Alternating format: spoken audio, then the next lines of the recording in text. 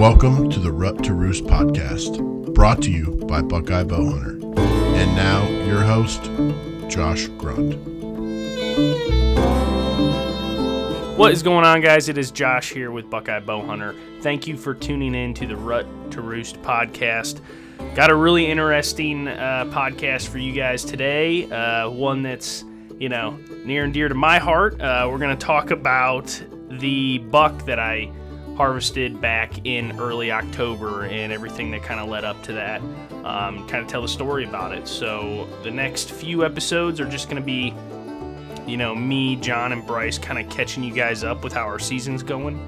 I know we haven't posted recently, but, we get into the thick of deer season and, everybody's pretty busy. So we're going to try and start pushing these podcasts out here more consistently for you guys, but let's get right into it. I hope you guys enjoy this one. If you haven't yet, maybe listen to this podcast and then run over to our YouTube channel and watch the video. I think it's episode 6 of the Whitetailer series for this year, so definitely give that a like and subscribe to our channel if you haven't yet either there. So but without further ado, I hope you guys enjoy it. Let's get into it. What is going on, guys? It is Josh here with Buckeye Bowhunter, and I got John and Bryce with me here today. It's been a little bit since we've all been together. Bryce, he's got some more technical difficulties. This kid cannot figure out how to use electronics or computers whatsoever. So we don't have the video, but we got his audio. He's in. So nice to have you here, Bryce. Nice to have you here, John. How you guys been doing?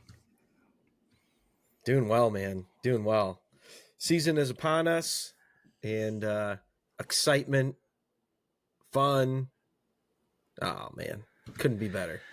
Yeah, we got a lot to talk about, guys. We have not, done a podcast in a while, pretty much since, I think, the beginning of October, because we just really got into, the thick of deer season, right? And it's either hunt or make podcasts. So we're obviously going to go hunt.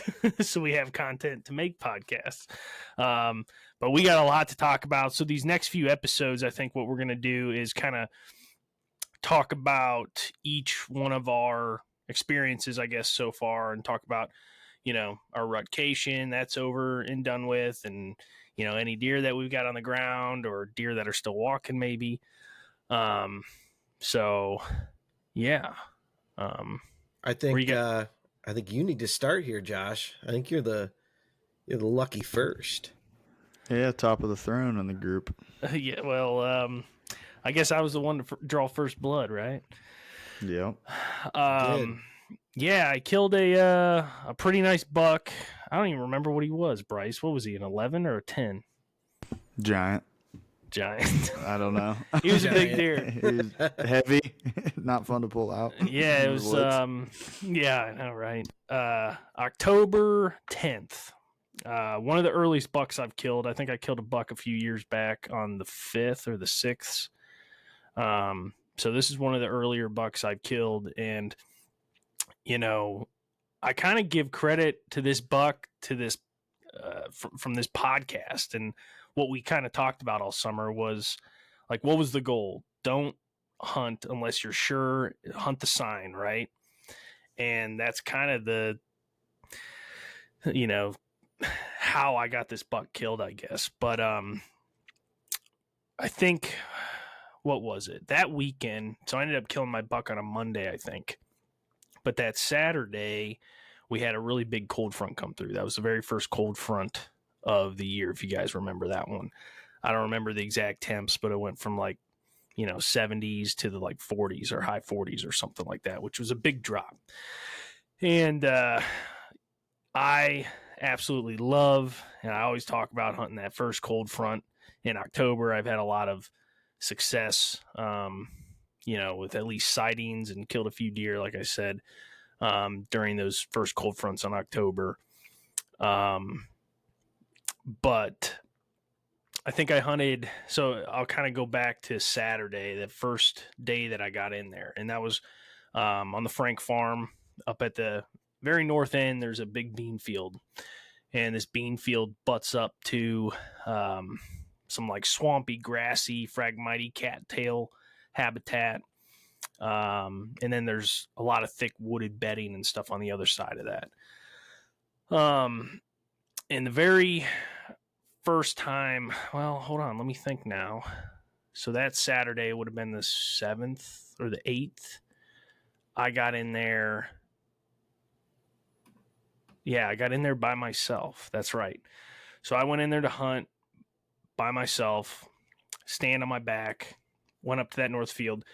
I think I had a camera up there, but it really wasn't showing me much. I had it in a spot a little further south of where I started hunting, but my plan was just to walk in, stand on my back, scout my way in, and when I find sign, set up, hunt it, see what happens. So that's what I did. I got in pretty far north on the property. There was, just outside that bean field in that grassy, thick stuff, brush, kind of willows and stuff like that. I started seeing big tracks, rubs, and it's like, I don't know what's that grass called? Canary grass that you see in like swamps and stuff. It's like that swamp that we hunted up at your place. It's tall grass all summer, and then as soon as like fall comes, it kind of like starts laying down, and by winter it's like barely any sorghum, habitat. but it's more of a prairie grass. Yeah, I think it's called canary grass. I could be wrong, but there were like spots in the canary grass that were literally just like pounded to the ground around like these rubs, and there's a little creek that kind of runs through there at a couple of those crossings, and then like out in the middle there'd just be these big patches that were just like flattened. And what I think I figured out what they are was like little sparring spots where bucks had like sparred and fought or meet up all the time and literally like pound it down, because that's kind of what I experienced over the next couple days before I killed this buck. But the sign was just like crazy. I remember sending you pictures, John, and Bryce was like, dude, this is it. Like, this sign is wild. I remember the pictures. You sent me, and then, you called me and you explained it, and, instantly, I think you knew the same thing, that is the sign you're looking for. It's heavily traveled, buck sign. So there's active rubs, there's scrapes, there's deer poop everywhere. It's active, it's fresh, and the whole thing we've been harping on is, find the sign. We went turkey hunting, we found the sign, and we were successful. And we wanted to translate that into this deer season. Find the sign and get in the game. And, that's where we're going to hunt this year is being in the game. And I think, from the pictures and what you've described, you found that. Yeah. Yeah. And it was, it's an obvious transition area. It's where they're not spending most of the day. They're not feeding. They're using this area as like a, habitat cover to transition from that bedding to that feeding. So, those bucks at that point in the year, they're starting to rub. That cold front is definitely going to get them up on their feet, starting to, lay down a lot more rubs, a lot more scrapes, a lot more sign. So it was pretty apparent to me, like, I need to spend some time here. So that first night I set up and in a willow tree, and I've actually hunted out of this willow tree in the past, but I ended up seeing, what did I see? I saw a couple deer up to the north of me on the adjacent properties, bean fields. I think I had, that's right. So I had some does come out. So at one point in the evening, I'm sitting there, and remember, this is the 8th. I'm sitting there, and I hear people talking. And I'm like, is my phone on? Like, did I leave YouTube playing or something? I'm looking around, and I end up looking like way up at the south end of the field. And I share this property with a couple other people. But the one gentleman and his son were out, I guess, checking tree stands, first cold front in October at 5 o'clock in the evening, which it's fine. It ended up working out fine. But I'm watching them and I text him. I'm like, hey, just so you know, I'm down here hunting. He's like, yeah, no problem. We're getting out of here, and they were really nice about it. And I didn't hear his four-wheeler coming up the drive. So all I heard was their voices to start. But when he started the four-wheeler up to leave, I heard him when he did that. Like he may have turned it around and the exhaust was facing my way or something, because these guys are probably 250, 300 yards from me. Well, when that four-wheeler started up, I just happened to look to my right. Something just tells me look to my right, and there's like 3 or 4 does walking straight in. Well, they hear that four-wheeler, and they all stop in their tracks, and they're just staring off at that direction. And I'm like, at this point, it's early October. I'm like, dude, I'm going to shoot a doe tonight. Like, this is going to be awesome. And I'm like struggling to get my camera on them because they're all standing there, and they're all kind of, on alert at this point. Yeah. And they all just start feeding a little bit and kind of milling around, and then they all just turn and start working back into the woods. And I'm like, dang, like those does were going to walk right past me at 15 yards. I was going to get a shot. They left the woods, and so they left, went towards the woods. So I'm thinking, well, maybe they'll come back out here later. Didn't see anything for a while the rest of that evening. And then right at last light, I think I was watching a deer way out up 500 yards from me out on the neighbor's fields. And I happened to look behind me, and there's a really good buck in the bean field at like 70 yards behind me. It's getting dark out. I was able to get some film of him. He was feeding, turned, and kind of headed to the south away from me. So that got me pretty jazzed up. And this was a buck I knew too. He was a 3-year-old, 140-inch deer. Bryce, I'm sure we'll talk about it. It's the buck that me and you had an encounter with. So Gotcha. It's the same deer. Yep. But saw him that night. Really cool hunt. I was super excited. I'm like, oh man, good 3-year-old. I'm getting back in there. So the next day, my girlfriend was in town from school. I wanted to go hunting, wanted to spend time with Hannah. Hannah was like, yeah, let's go hunting. So she came with me. And we ended up getting in a different tree a little further south where that 3-year-old had entered the bean field. So I'm like, maybe he'll do the same thing tonight. Not that I'm going to shoot him, but it'd be really cool to see him and maybe get, maybe he does trip my trigger and I do shoot him, or just get film of him, whatever. But let me interject really quick. Yeah, go ahead. Just so everybody that's listening, Josh just didn't bring Hannah just to bring her. Hannah is the lucky charm. She is the lucky charm. She is the lucky charm. So he was bringing out the big guns that night. Yes. I will say, everybody knows, but last year she was the lucky charm, and that's your compadre who, was in the tree with you and you got your buck last year. That would have been 2 years ago. Josh is very superstitious, everybody. Let's get that out there.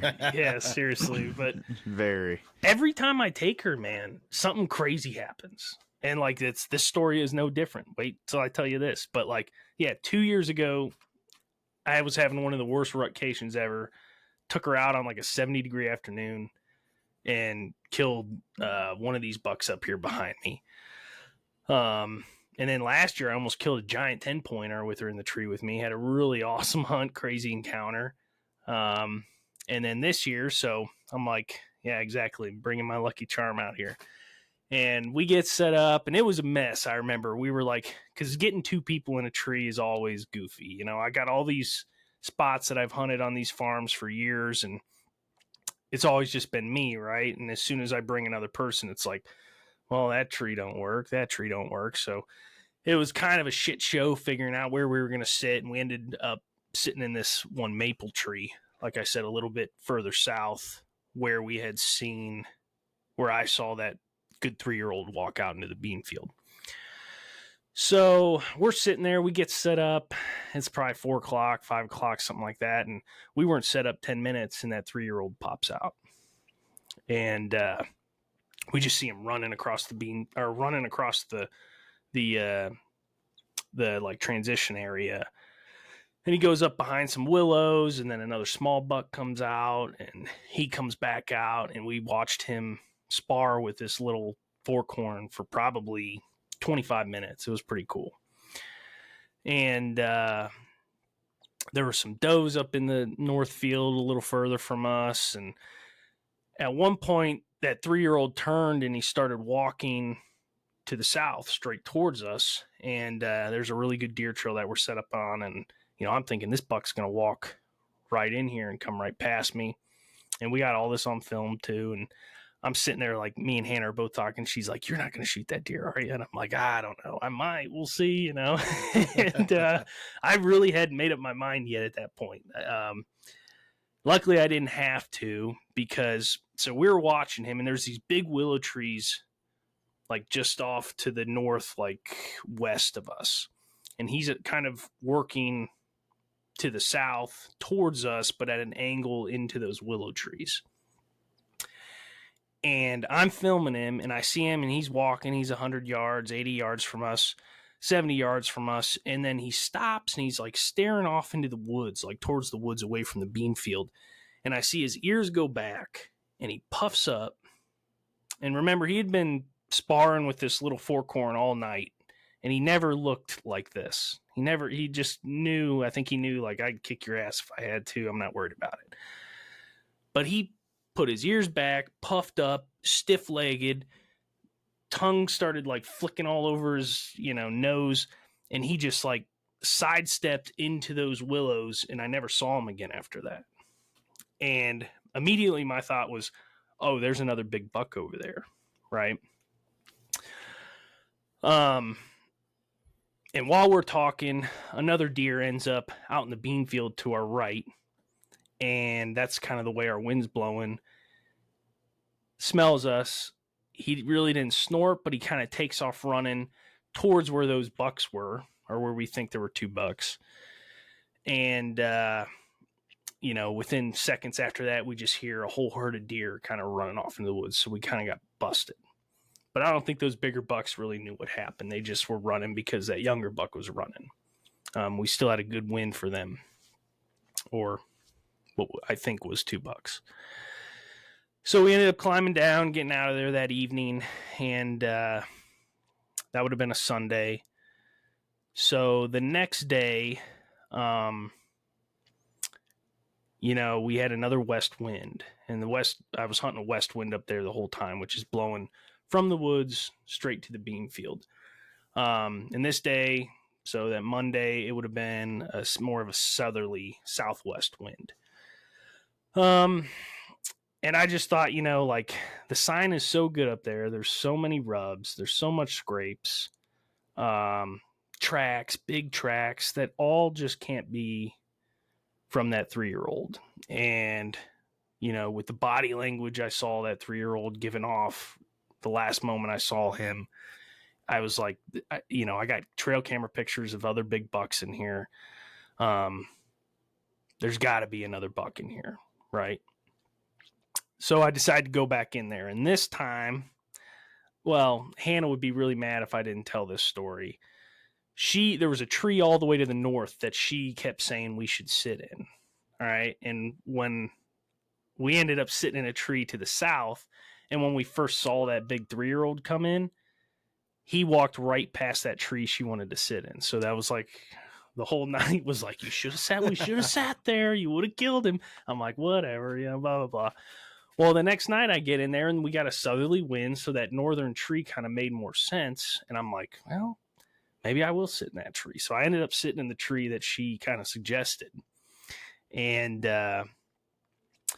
get set up. I got in real early. It was kind of a chilly night. It wasn't like too cold. By that point, the cold front, like the main cold front, hit on like Saturday or Friday. And then it was like this gradual kind of warming up, but it was still colder than average. So it was 3 days post cold front, still cold temperatures, high pressure, not a lot of wind, kind of calm. And had a like a spike come in, I think. I turned around. It was middle of the afternoon. I looked back, and he was in the middle of the bean field. I don't know where he came from.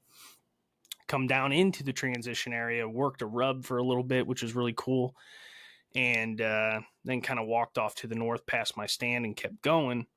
And what's interesting, too, is that little spike was really loud, and that canary grass is loud. Walking through it is, you could hear it for a mile, right?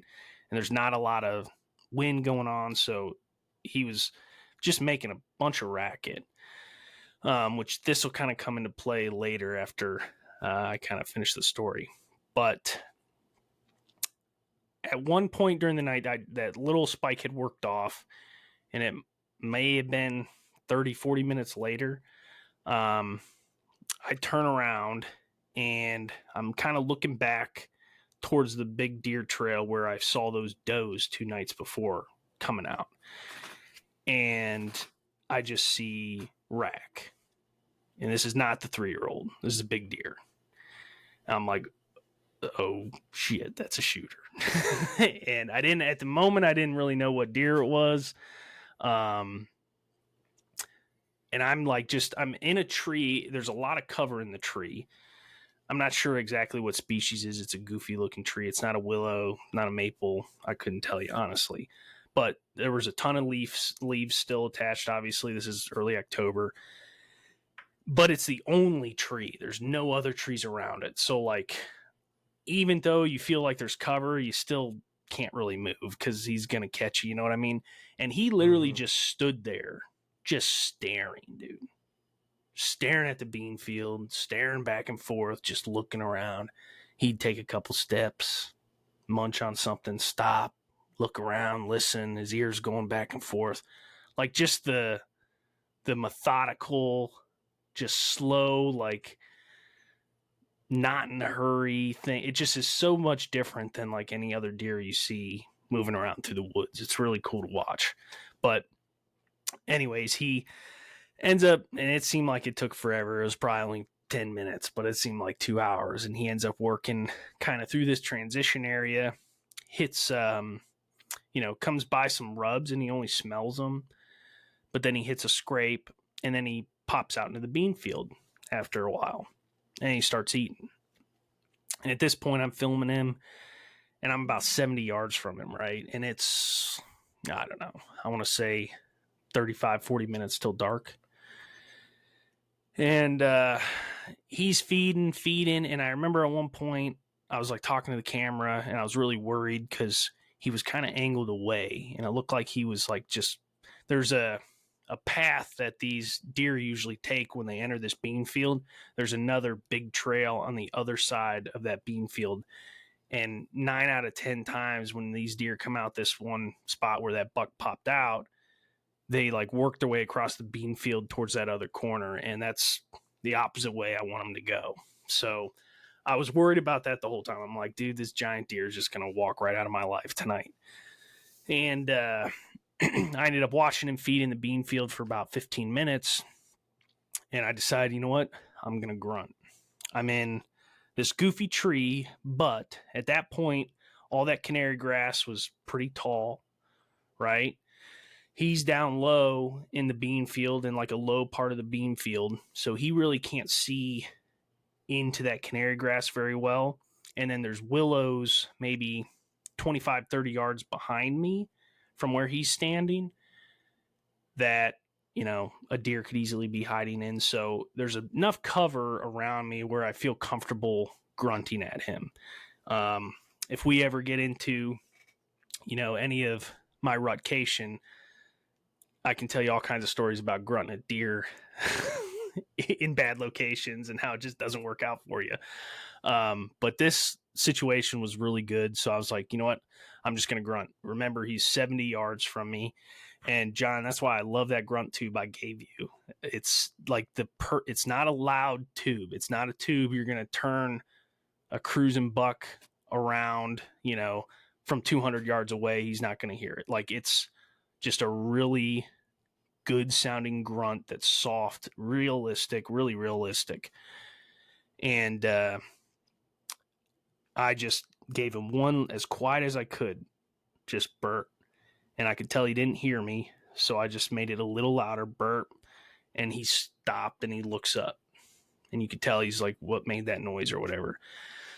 Looks for about 3-4 seconds, puts his head down, starts eating again. So I gave him one more, same, level of decibels or whatever, burp. And that time he stops, turns, looks, and like kind of turns his body. And at that point, I'm like, okay, he's really interested. And I didn't have to touch the grunt call after that. He turns, puts his head down, puffs up, stiff-legged, and just starts walking right down the edge of the bean field towards me. So at this point, I'm in like a scramble. Ooh, oh, man. Woo! It is. You could see his like tongue going, and he was fired up, man. So I remember I ranged the edge of the bean field. Excuse me. I ranged the edge of the bean field at like I think it was 32 yards, 34 yards, something like that. He gets to the edge of the bean field, and I thought he was going to stop there. So I remember I had my pin set to like 30 or something like that. And I'm messing with the camera. I got the bow in my left hand, and he ends up walking straight in.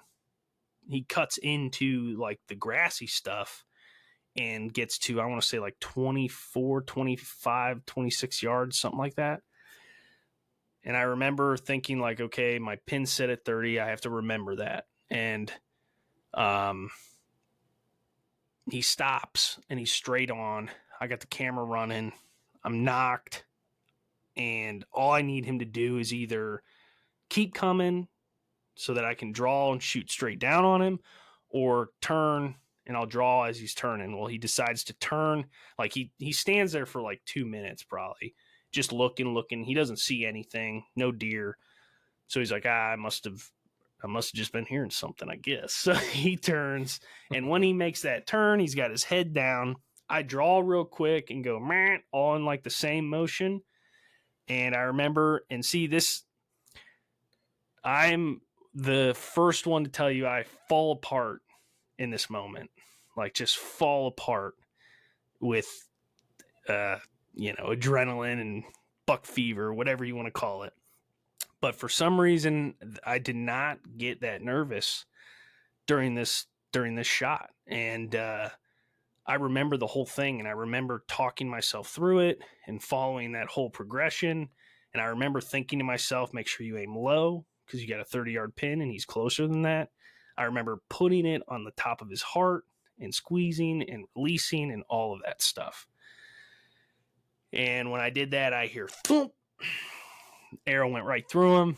He turns, he runs out into the bean field, gets about 60, 80 yards from me, and he's just standing there. He's just standing there, and you can tell he's like hunched over, and he's just breathing really hard, like, what the heck just happened? And I'm like watching him. I'm like, come on, baby, go down, go down. And then you start seeing him get the little wobble going, and I'm like, come on, baby, go down. Yeah. And he just goes like, well, boom, and hits the ground. But when he does that, his like head comes back up, and I'm like, come on, go down, die, stop, just let it go, man. And his head would not go down for like 15 minutes. I'm not kidding. I'm not exaggerating at all when I'm telling you these times. 15 minutes I watched that deer just struggle to keep his head in the air. At one point, his head was like all the way back like this, and his nose was pointed up in the air. And he'd like bring it back. He's like, not yet, motherfucker. And seriously, wow. Dude. And so like at one point I like knocked an arrow, and I'm like trying to see if I can get another arrow in and like how far of a shot. It was like seriously like 80 yards. So I kind of thought better of it, but I'm watching him to the point, and I'm like starting to feel bad about it. Like, should I get down and walk over to him? I turn the camera off, and I kind of wish I didn't, because he literally stands up. Zombie deer. I'm like, zombie. Like, it was crazy, dude. I'm the toughest son of a bitch you've ever seen in your life, man. Just stands up, and he's just like, I'm not dying in this bean field. And he just like literally bow legs it, walks down to the edge of the like the canary grass.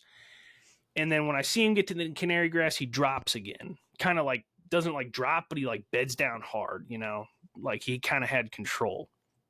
And I still see his rack, still see his antlers. And then I'm watching. It starts getting dark. It gets dark enough where I have to use the binoculars. And I'm like, are those still his antlers? You know, can I still see him? And at one point I just hear this like thrashing. And then it stops. And then I literally stayed in the stand for, I don't know, Bryce, how long was it? An hour and a half? Hour and a half, probably. Yeah, after dark, because I was so worried to climb down and bump him. So what I ended up doing was, well, first I called Bryce. I was like, hey, man, I think we may have a big buck drag out of the woods. Bryce was freaking awesome. Literally in the middle of a workout. He's like, I'm doing, it's chest day, bro. I'm like, dude, I need you to drop your workout, drive an hour, help me drag this deer out of the woods. And he did, man. So Thank you very much. It was awesome. But Bryce texts me. He's like 15 minutes away. So I'm like, all right. So I climb down as quiet as I possibly can. And I was pretty sure the deer was dead at this point because, like I said, you hear that like death roll or whatever, or that last gasp that they have. And they thrash or whatever. That's what I think I heard. And then I didn't hear a single thing after that. And like I said, the grass was so loud. I would have heard him get up and walk away or run away. Like, I didn't hear anything like that. So I'm like, he's either still laying there breathing and he hasn't moved, or he's dead. But I still wanted to be super careful. Climb down out of the tree, make this big loop all the way around, go meet Bryce. Meet up with Bryce, talked for a little bit, did a couple interviews, and then literally snuck back down to where I shot him. And we just got to the edge of the bean field and kind of, I don't know, what were we, 15, 20 rows out, and just had the big lights on and just kind of scooted down that edge with the lights, seeing if we could catch eyes or something like that. And sure as shit, it was just the back of a big butt and rack. He was dead. So it was a huge relief. Even though, I mean, I was really, you just never know, man. Like, you hear all these stories about deer getting shot in the lungs and living and all this stuff. I was just, you know, being very cautious, but it was like, cautious is the way to go. Whew, God, it was amazing, man. And when we walked up on that deer, I was like, I didn't think he was that big. It was just, it was awesome, man. It was awesome. I think one thing I want to add in here I thought was really cool about the whole story was he was feeding on dead old beans for probably a good time. And that's something you don't, I feel like you don't always see. I mean, I don't know if that was an age thing for him. It was easier on the teeth, or he just knew this is my safe spot and this is where I can feed. You know, I never thought, cool. I never thought about that, Bryce. I wonder if them older bucks and older does, when their teeth start going, choose different food sources. They can get past the fuzzy shells of them beans, but because they can't chew acorns, maybe. I don't know. That's interesting. I just thought that was cool. Well, so my taxidermist did say that he thinks he was around 6 or 7 years old. So he was an old buck. I didn't get his teeth done or anything like that, but yeah, it was just bright. You know, Bryce, thank you again, man. That was a hell of a drag, but we got him out of there. Of course, man. That was awesome. That was a hell of a drag. It was one heavy freaking deer. But yeah, I was super pumped, super thankful. Like I said, it's one of the earliest dates that I've tagged out in, you know, my entire hunting career. But what I was getting to, just to kind of, I think it's kind of interesting. The next day I went back to look for my arrow, and I still never found that arrow, Bryce. It's driving me nuts. Really? Yeah. And I ended up kind of walking that trail back from where I saw that buck come out. So I'm like, I'm just going to walk this back and see, you know, maybe I come up where he bedded or just see some sign or what. It'd be interesting to see where he came from. So I started walking it back, and as I'm coming back, there was, you know, some bigger rubs And, there's some big tracks back in there. And then there's this huge patch of Phragmite.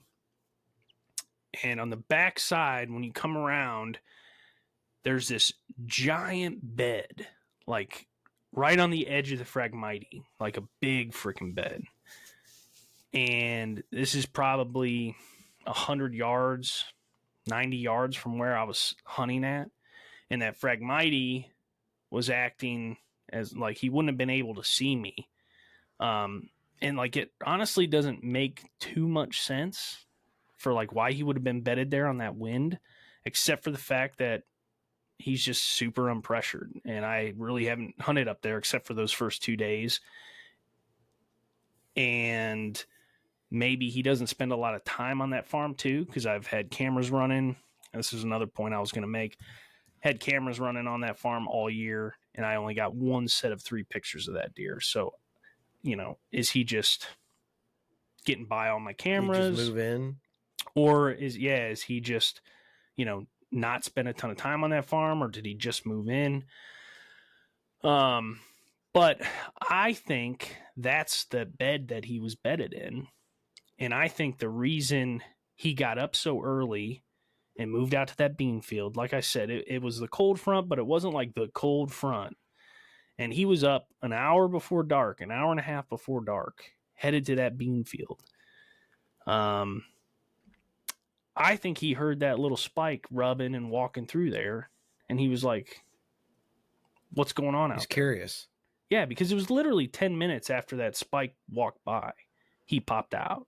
So it's almost like he was sitting there and he heard some stuff going on.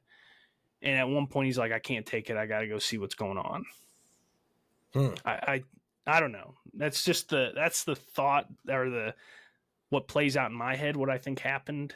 But, because like when you get past that, his track, I kind of lost his tracks. Like you could see his tracks in the mud through some of that stuff. Cause this was just the day before, but like, there's not a lot of places to bed out like further in the woods. Man, I don't know. I don't really know what makes sense, but I just, for some reason, I feel like that's where he was bedded, and he heard that spike, and that's what got him up out of his bed early and feeding on beans. But yeah, Bryce. Man. Yeah, thanks, man. Congrats. Thank you very much. Awesome. Yeah, congrats is right. And I appreciate it, guys. But yeah, hard work paid off, man, for sure. Well, like I was what's that? Being tagged out in October's got to feel freaking good. I will say it feels pretty darn good, but it is bittersweet. Right. It is bittersweet. Like I really didn't hunt between October 10th and November 4th until my rutcation started. That was kind of right a bummer, but yeah, you always love being able to get out there and chase them, and when it's over, you're almost like it's you almost wish that like deer hunting sometimes these big mature bucks was like fly fishing, like you could catch them, take your picture, then let them go and go after them again or something. You know what I mean? But it's a little more final than that, I guess. Let me ask you a more technical question, I guess. So he didn't go, 20 yards and fall. He had a prolonged end. Where was the shot actually? Bryce, do you want to explain that? He was kind of trying to remember. Yeah, I can. It seemed like he was more quartering away, it would have been quartering away, right? Yeah, quartering away than you thought maybe, and it went back liver through the opposite lungs. Yes. Or opposite lung. Yes. Okay. Singular. But okay, I think that's why his death was so sense. long. He was just huffing and puffing on another lung. One lung, while the other one was, while the other lung was shot. Yeah. So that's interesting. Either way, that shows how tough that freaking 7-year-old buck is.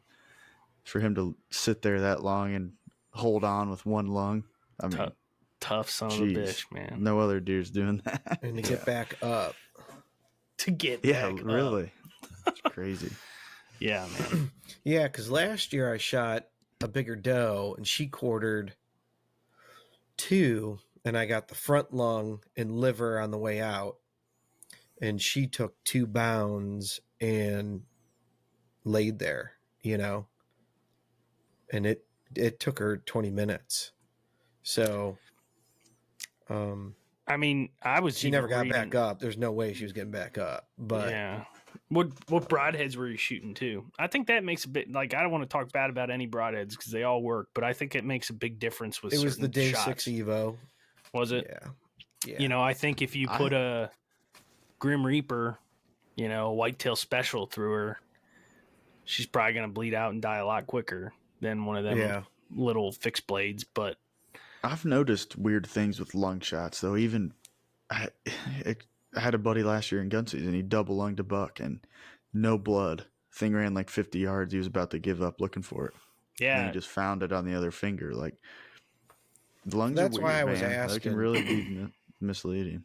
Yeah, because you could double lung them, but if you cut them in half, just mentally, and if you're above that 50% line, you're not going to get blood. So you hit upper lungs, and you're not going to get blood for a while because that chest cavity is filling up.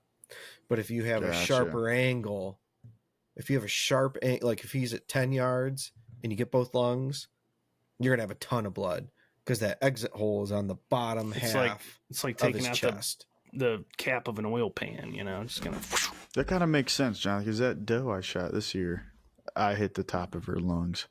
And you won't get blood. There was she's not going to make minuscule it, drops. It would have been hard to track her if I didn't see her go down, to be honest. Yeah. It really would have been. There's also, I think, where when you're shooting those small diameter fixed blade broadheads, like, there's a much greater opportunity for that hole to get plugged up with fat and stuff, right? As opposed to a big, wide mechanical hole. But I don't know how much of that's true, but no, it's true. If you get that liver on the backside heading out, on my doe, it pulled, intestines out with it, and I had 0 blood. Yeah. But again, she didn't go very far. But. Right. No, congratulations, Josh. Well done, buddy. Yeah, Thanks well again. deserved. Appreciate it, guys. More stories to come. But yeah, with that, we'll keep this one short, guys. Thank you for joining. Like I said, the next few episodes we're gonna, have John or Bryce talk about their experiences here this October and November, and hopefully you join us for that one. And thanks for tuning in. We'll see you.